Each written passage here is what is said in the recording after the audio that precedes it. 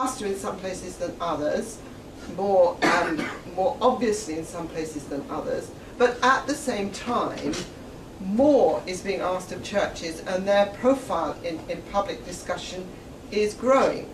And if you broaden the canvas and include faiths other than Christian, this is even more true.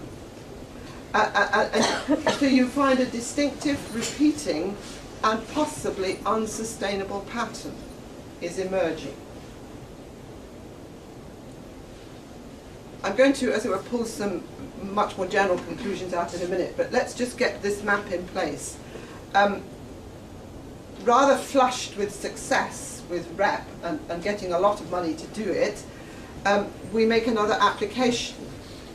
Now, optimally, we should not have got this application for another year. You kind of think, we'll try it now and we'll learn from our mistakes and then we'll do the real thing. Well, we got it first go, and we got it too quickly, which meant that the two projects collided and we didn't have time to finish the first one before the second one was underway, which was great for the researchers because they stayed in continuous employment, and once you built your team, particularly of younger scholars, you feel a degree of responsibility for them to keep going, but you can't keep up with the writing and publication. This is becoming a big dilemma. And so everything gets terribly behind in terms of publication. But anyway, we got it, and this is called Welfare and Values in Europe, and this looks terribly like the O2 thing, you know, on the phone, but this was our logo. And as I said to you before, funded by the 6th Framework Programme of the European Union, rather less generously, because it technically goes on matched funding, and what matched funding means is that the institutions in question are paying or giving the time of their senior staff. I mean, the junior people were paid, but the more senior people were effectively working for nothing. Well, they were salaried, of course.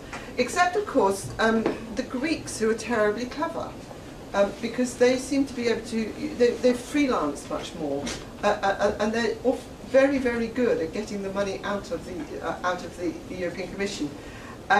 But all you need to know really is that it is less generously funded, and it shows. It was much harder work in that way. Here we are in Sweden, a bit like Ottawa, I suppose, lots of scarves and hats and snow.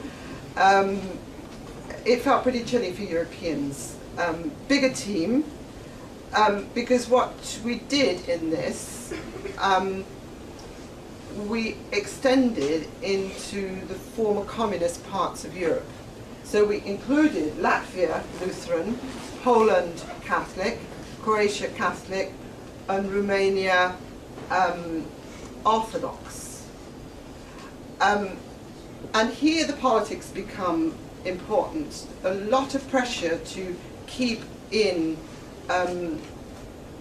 former countries from this part of Europe, some of which proved to be better partners than others, put it that way. Some were superb, others, the infrastructure, the research tradition was underdeveloped, and it was very hard, both for them and for us.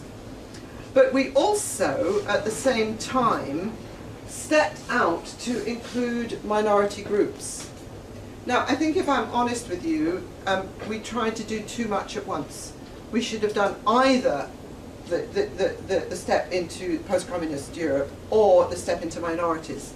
We in fact stepped in two directions at once, which is not really a very sensible thing to do. And I'll develop that a little bit more, but the REP project is a much more controlled, better comparative project. The WAVE project is less controlled, less satisfying in terms of comparative data, but more fun and richer. Now, can you square that circle, I think, of the... I'll come back to that point. It's quite an interesting way of getting at the key issue that was troubling Europe, which was solidarity, social cohesion, or tension and exclusion. Because if you really look at welfare systems, you ask some very simple questions.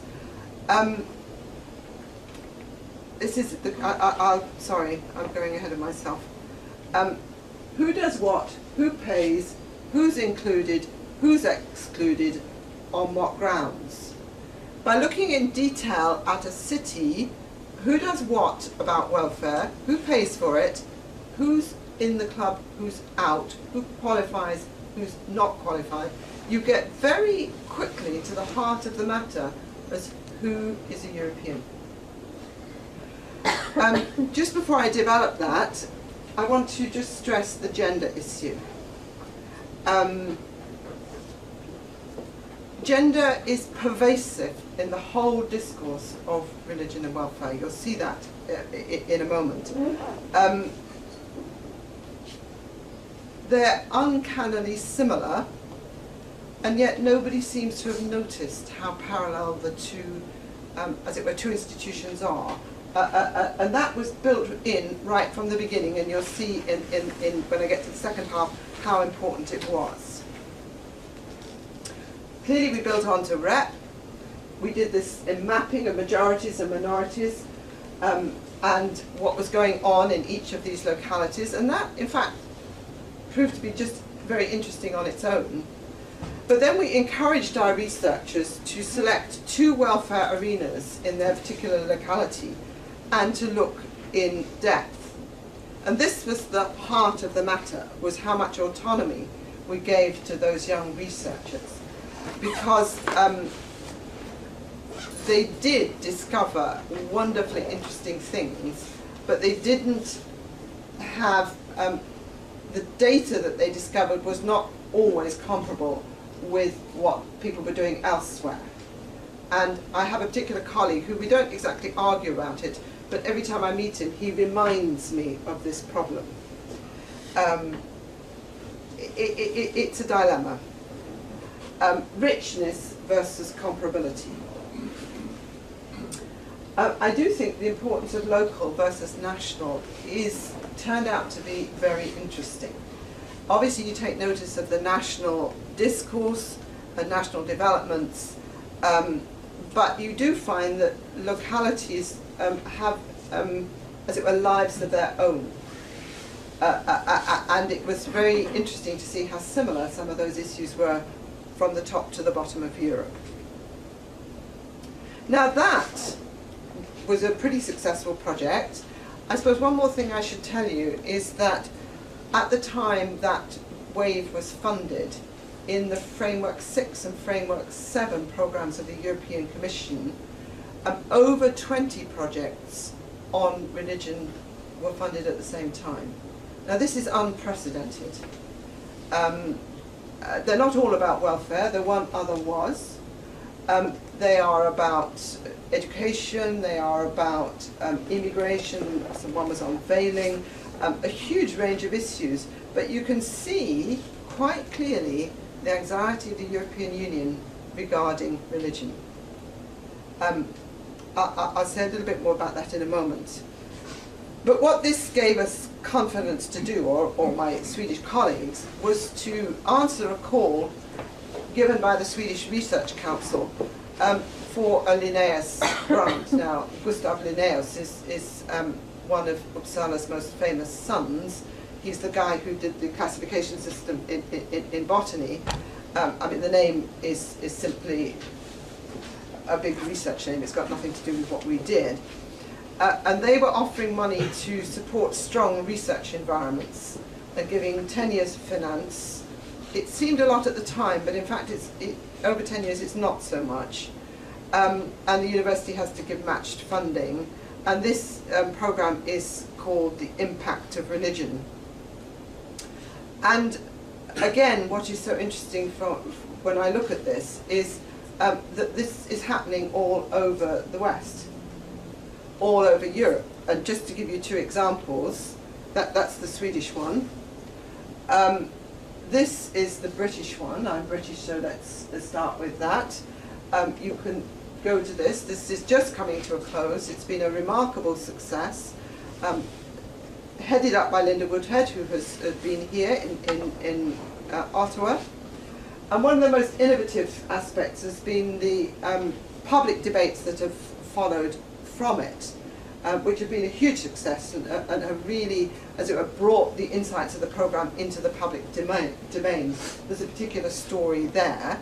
And this is how I understand the Religion and Diversity Project.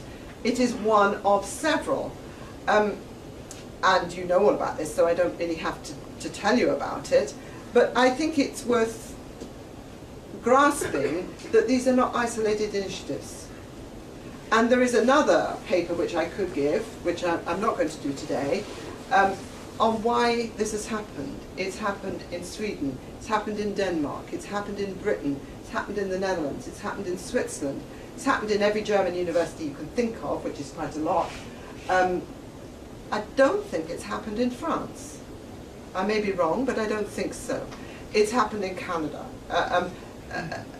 Why is all this public money being directed towards research on religion? Now, the short story, I think, is that religion has ceased to be invisible. It's now visible, but it is largely regarded as a problem. And if a problem is to be properly managed, it needs to be thoroughly researched. And I think how I reflect on this is that a lot of very good things are happening for probably the wrong reasons. But I think this is preferable to the wrong things happening for the right reasons. So let's make the most of it, and let's learn what we can from the situation with the money that various people have been providing, and optimize the collaborations that we have between us, because this adds up to the more than the sum of their parts. So, how do I reflect on what we have done? When I was starting out in sociology in the 1960s, it was very clear that religion and welfare were divergent, both as institutions and as academic disciplines. I'm increasingly struck by how the fact that the social sciences which came of age in the 1960s, picked up the vibe of the 1960s, which was a very strongly secular discourse. And they are underpinned by a secular philosophy of science. And I think this has coloured so much of our perspective. I really do ask myself whether this can be unpicked. But if you look closely at religion and welfare, they are interrelated and always have been. At every stage of the process. Now, if you look at the creation and expansion of the welfare state in different parts of post-war Europe, you see that religion is an independent variable in how this happens. I don't know whether you know the work of Philip Manau, who is now in Bremen, though every time I look at the website he's in a different German university, but it's currently Bremen. And he shows us how theology, and perhaps even more importantly, ecclesiology, has coloured this. In the Lutheran North, where Lutheran theology, central in that is the notion of two kingdoms, as the welfare state develops, or the state develops, there's a kind of Lutheran blessing to this. This is the other kingdom, and this is how it should be. And so the state develops, including, as we know, very developed state welfare, very, very comprehensive state welfare, and the church is pleased and legitimates this. This is how it should be. But if you go to the Catholic part of Europe, you find the Catholic Church is particularly prone to guard anything that has got to do with the family. And so it, as it were, defends the family and the independence of the family at every stage. So it resists the state development of welfare because it's, as it were, it sees it as a threat. I don't think there's anything terribly new in that, but the interesting case that Philip Manau suggests is that there are different kinds of Protestantism. And if you think of Calvinism or